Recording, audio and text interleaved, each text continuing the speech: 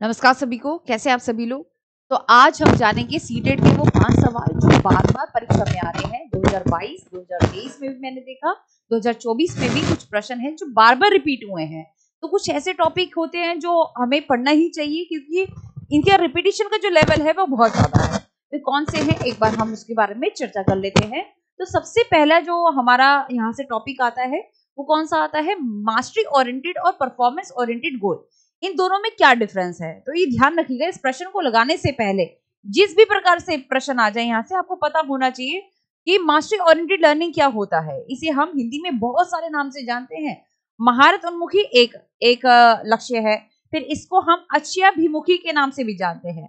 अक्षयाभिमुखी, इसका मतलब क्या होता है? जैसे मान लो कि आपको किसी भी विषय में बहुत इंटरेस्ट है, आपको आंतरिक रूप से इंटरेस्ट है, आप चाहते हो कि मैं इसमें महारत बनना चाहता हूँ क्योंकि मुझे इसमें इंटरेस्ट है, मेरी इसमें योग्यता है, या मैं इसमें अपने कौशलों को बढ़ा सकता हूँ, तो इसलिए आप यहाँ पर इसको बहुत अच्छे से करना चाहते हो। तो इसे हम मास्टरी ओरिएंटेड कहते हैं।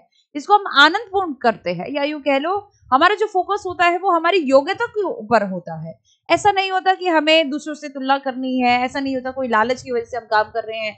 एक बच्चा जो है वह किसी भी विषय में, किसी खेल में इसलिए मास्टरी जो है वह लेना चाहता है क्योंकि उसे मजा आता है। ठीक है, ऐसे नहीं कि उसे अपने दोस्तों से बेहतर करना है या किसी ग्रेड पर जाना है या कोई अंक मिलेगा इसके ऊपर, कुछ भी नहीं होता है। तो ये ध्यान रखिएगा, हमेशा हमारा जो फोकस होता है वो ज्ञान के ऊपर होता है। इसे महारत उन्मुखी अधिगम भी कहते हैं, ये ध्यान रखिएगा। ठीक है, इसमें हमारा जो फोकस होगा किसके ऊपर होगा? कौशलों के ऊपर होगा।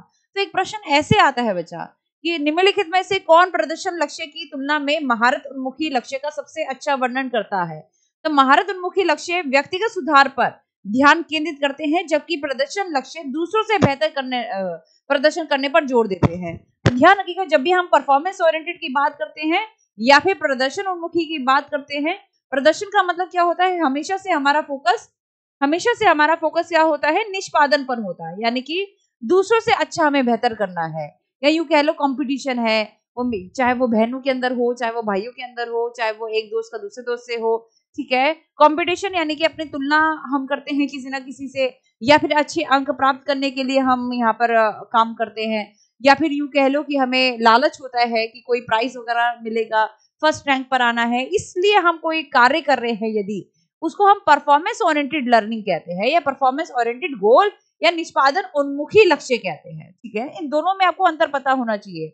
ये एक नकारात्मक शब्द है, और अगर हम बात करें ये एक सकारात्मक शब्द है।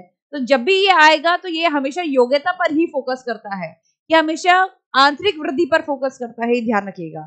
ठीक है, बहुत सारे लोग ऐसे हैं जिनका कोई मतलब नहीं होता दूसरों से, वे अपने अपने एक उद्देश्य पर चलते रहते हैं, दूसरों से कोई मतलब नहीं है, बस मजे के लिए काम करते हैं, है ना। ऐसे बहुत लोग देखे होंगे। फिर एक शब्द यहाँ से, मतलब एक जो मैंने देखा कि यहाँ से प्रश्न आते हैं बहुत बार। अभी ये जो प्रश्न आया हुआ है ना, ये तो हमारा 2024 में ही आया था जुलाई में।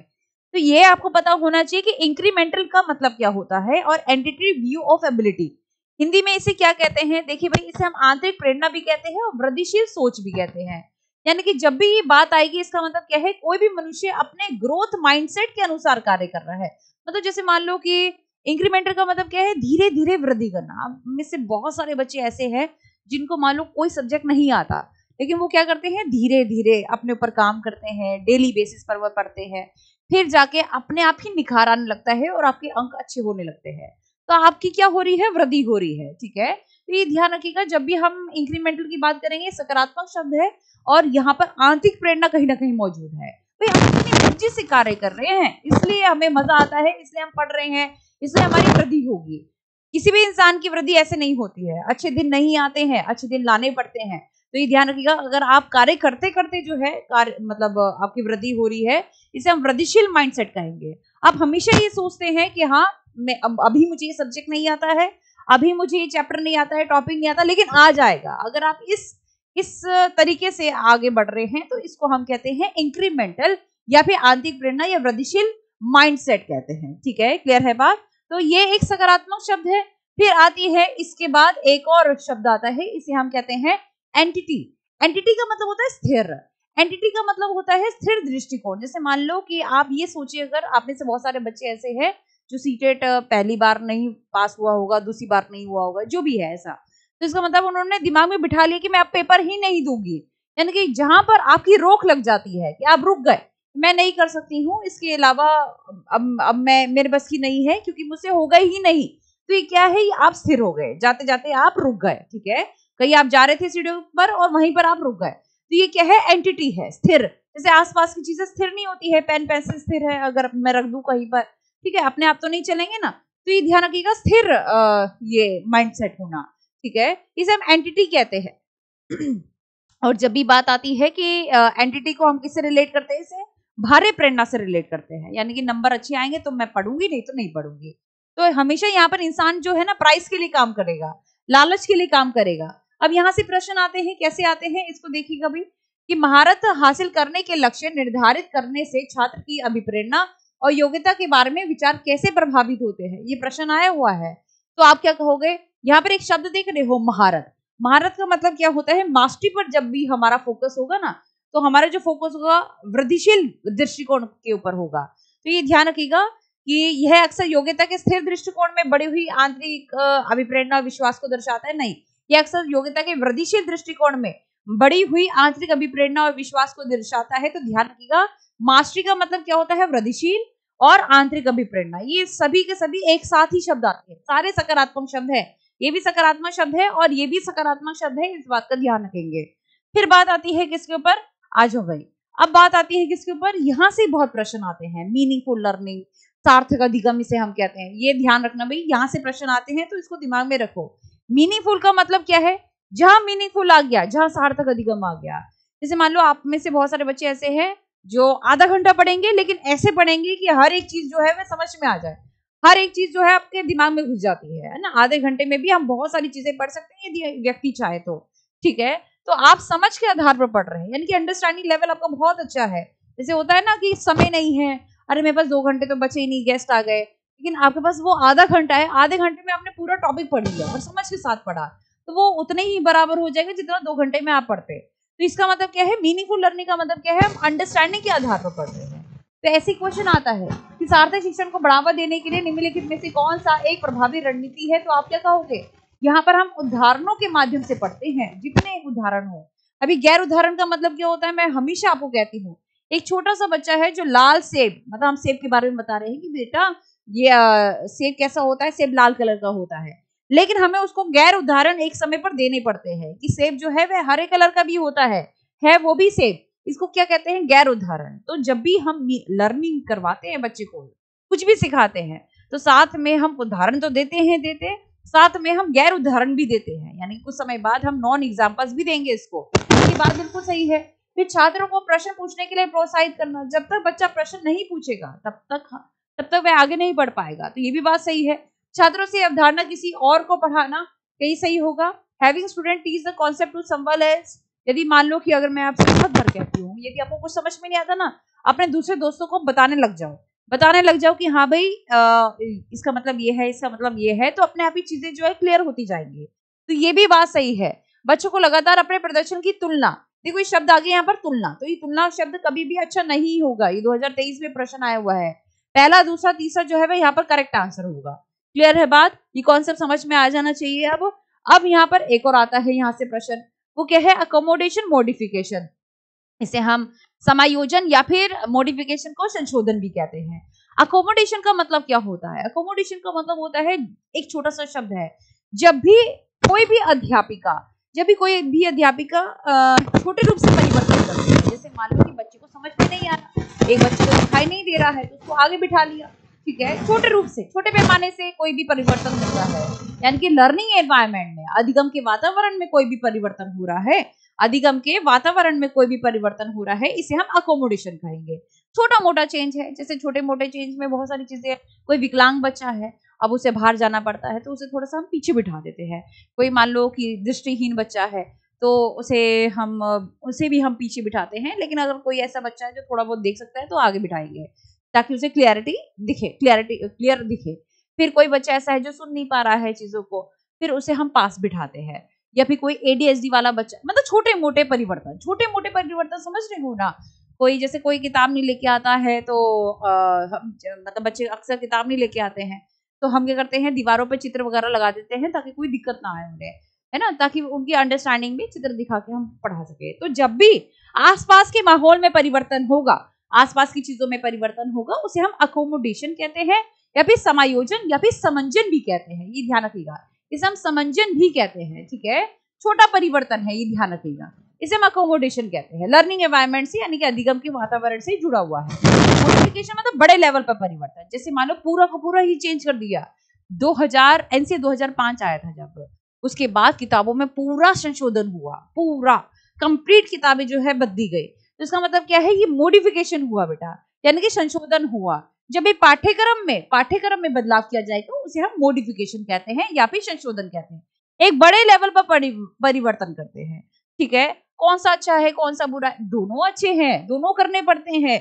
क्यों? क्योंकि समाज के अनुसार हमें करने पड़ते हैं। अब इस तरीके से प्रश्न आता है कि समावेशी शिक्षा के संदर्भ में समायोजन और संशोधन के बीच में क्या अंतर है।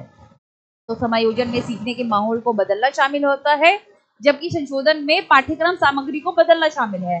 देखो भाई, यहीं से आपका उत्तर लग जाएगा। करेक्ट आंसर क्या होगा? करेक्ट आंसर होगा ये, ठीक है। पहला ही उत्तर क्या है, सही है। अकोमोडेशन लर्निंग एनवायरनमेंट से, और अगर हम मॉडिफिकेशन की बात करें ये करिकुलम से रिलेटेड है, ध्यान रखना, ठीक है जी, क्लियर है। फिर आते हैं प्रगतिशील शिक्षा के बारे में। प्रगतिशील शिक्षा भी मैंने देखा कि कहीं ना कहीं आया हुआ है और बार बार आता है। कभी आता है कि प्रगतिशील शिक्षा कैसी होती है, डायनेमिक है। जॉन डुई के द्वारा ये कॉन्सेप्ट दिया गया है। इन्होंने क्या कहा था, इन्होंने कहा था कि जैसे जैसे समाज बदलता रहता है, हर 5 साल में, आपने देखा होगा हमारे समय पर कोई भी मतलब कैसे हीरो हीरोइन रहते थे, है ना, आज के समय पर कैसे, मतलब प्रगति कैसे हो रही है, किस, चाहे वो कपड़ों में है, पहनावे में है, चाहे वो बात करने के ढंग में है, चाहे वो अवार्ड्स में उस समय पर सूट वगैरह पहनते थे, कैसे पहनते हैं। तो कहने का मतलब क्या है कि जब भी हम प्रगतिशील क्लासरूम की बात करते हैं, कक्षा की बात करते हैं, तो इसका मतलब क्या है कि बदलाव होता है, परिवर्तन होता है। यानी कि जब भी इसकी बात करेंगे ना, एक शब्द आता है बेटा डायनेमिक, ये हमेशा बदलता रहता है, ठीक है, बदलता रहता है। और एक जरूरी भी है, बदलना जरूरी भी है, बच्चों की नीड के अनुसार, बच्चों की आवश्यकता के अनुसार हमें चीजों को बदलना पड़ता है। पहले टेक्स्ट बुक का जमाना था, अब बहुत सारी चीजें आ गई है, अब सप्लीमेंट्री बुक्स आ गई है, चित्र चार्ट मॉडल के अनुसार बच्चे को पढ़ाया जाता है, रंगीन माहौल होना चाहिए कक्षा का, ठीक है, क्लियर है। और ज्यादा से ज्यादा बच्चे से वार्तालाप की जाती है, डिस्कशन मेथड किया जाता है, बाल केंद्रित अप्रोच पर फोकस किया जाता है। इसका मतलब क्या है, एक क्लास में अगर एक बच्चों की प्रकृति है ना, तो ये ध्यान रखना कि कक्षा अपने आप ही प्रगतिशील है, ये ध्यान रखिएगा। तो अब यहाँ से ऐसे सवाल आते हैं कि एक प्रगतिशील कक्षा में छात्र कैसा होना चाहिए। ज्यादा सवाल मत पूछो, इसके ऊपर फोकस करना चाहिए। शिक्षक से प्रश्न पूछे, या फिर एक दूसरे से प्रश्न पूछे, या फिर खुद से स्वयं से सवाल पूछे। इसका सही उत्तर क्या होगा? BCD, तीनों ही बातें सही है। एक अध्यापक से भी प्रश्न पूछना चाहिए, खुद से पूछे कि भाई मुझे आता है कि नहीं आता है, ये सारी बातें सही है। BCD जो है वह सही उत्तर होगा।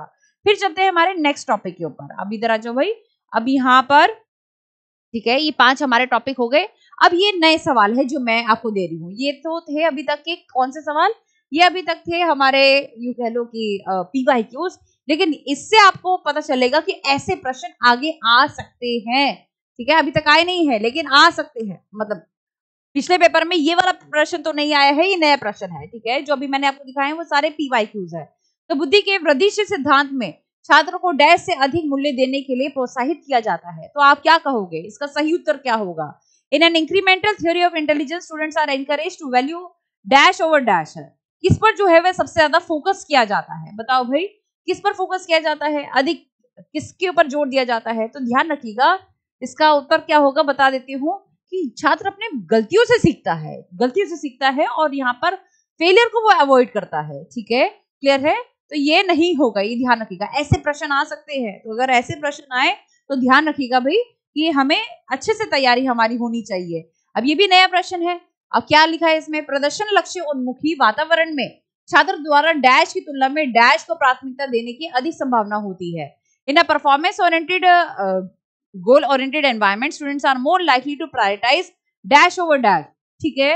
अब यहाँ पर किसके ऊपर फोकस होगा? तो ध्यान रखिएगा, ये मैं जो प्रश्न है, अभी तक हमने इतनी बातें करी है, इतने प्रश्न करे, समझा दिया है मैंने टॉपिक, और मैं चाहूंगी कि आप लोगों को कितना समझ में आया, और इस प्रश्न का उत्तर जो है आप कमेंट बॉक्स में जरूर बताएं, यानी कि होमवर्क में जरूर बताएं, ठीक है। इंग्लिश में अलग होगा, हिंदी में यह उत्तर अलग होने की संभावना है, ये ध्यान रखना क्योंकि लैंग्वेज अलग अलग हो जाती है। ठीक है जी, तो इस प्रश्न का उत्तर जरूर दें और आशा करती हूँ कि आज 5 क्वेश्चन थे उसको आपको मतलब इन प्रश्नों के बारे में आपको जानकारी मिली होगी। ठीक है, अच्छे से मिलेगी और ऐसे ही छोटी छोटी वीडियो के माध्यम से मैं उन चीजों के बारे में बताऊंगी जो आपके लिए बहुत इंपॉर्टेंट है। और ये 5 ब्रह्मास्त्र क्लास जो हमारी आ रही है ना, उसमें सारे के सारे टॉपिक्स बच्चे आपके क्लियर होते जाएंगे, इस बात का मैं दावा देती हूँ। ठीक है जी।